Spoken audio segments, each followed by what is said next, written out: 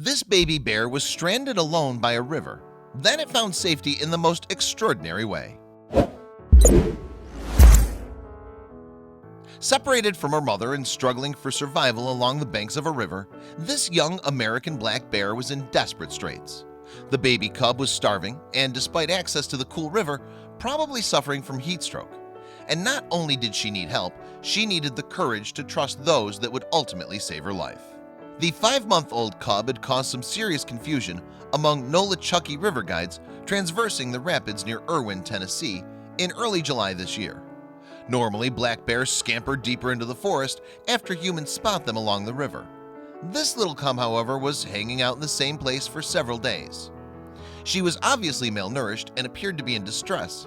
Matt Moses, owner of the company USA Raft, told Knoxville News Sentinel, "My guides kept coming back to me and saying they had no idea what to do. We didn't want to see this bear die on the side of the river." So Moses and the other guides continued to keep an eye on the little cub, hoping that the mama bear would return. But with every passing day, the cub was getting thinner and mama bear was nowhere in sight. But even though the cub was getting weaker, her curiosity about the river guides was getting stronger. They in turn named the little cub Noli after the river.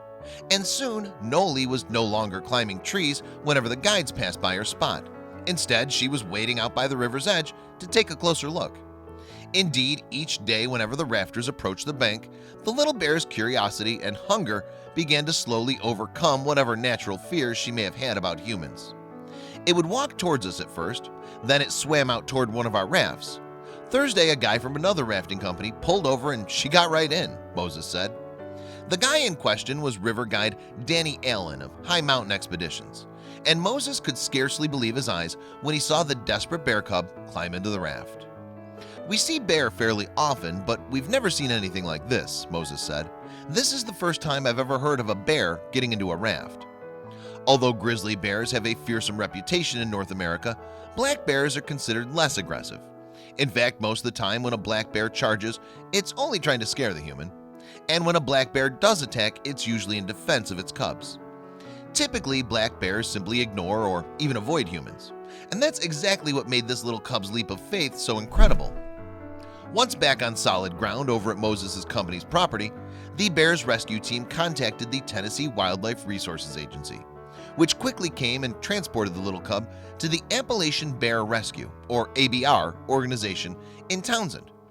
Established in 1996, this nonprofit rehabilitates orphaned and injured black bears, getting them back into shape for return to the wild. As soon as Noli arrived, ABR took her to the University of Tennessee Veterinary School for a thorough checkup. It was then that vets discovered Noli was seriously dehydrated and possibly suffering from heat stroke.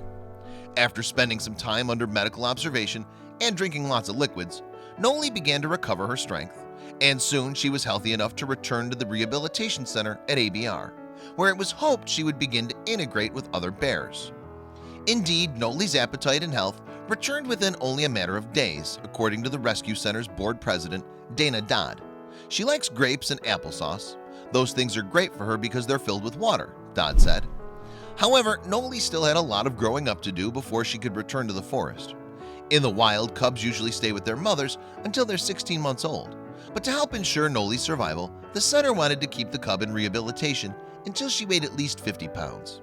At that weight, even if Noli was still very young, she would likely survive. Studies have shown that at 6 months, especially in warmer climates like the Southeast, and if food like acorns are plentiful, these cubs would be viable, Dodd explained. Thankfully, Noli didn't disappoint. She was a healthy eater and gained weight quickly, becoming a proper roly-poly black bear. And so on November 9, 2015, the Rehabilitation Center released Noli and 3 other of her bear friends back into the forest. Today, our mission with Marvin, Carter, Noli, and Sola came to an end with their release back to the wild, the Rehabilitation Center wrote on their Facebook page.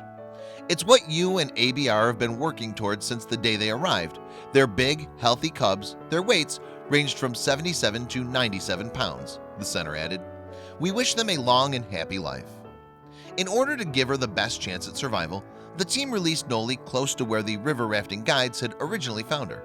And to keep track of her wanderings, Appalachian Bear Rescue fitted her with a radio collar and identifiable ear tags too. Not surprisingly, Noli's heartwarming story made her many fans, even some as far afield as Australia, Europe, and Asia.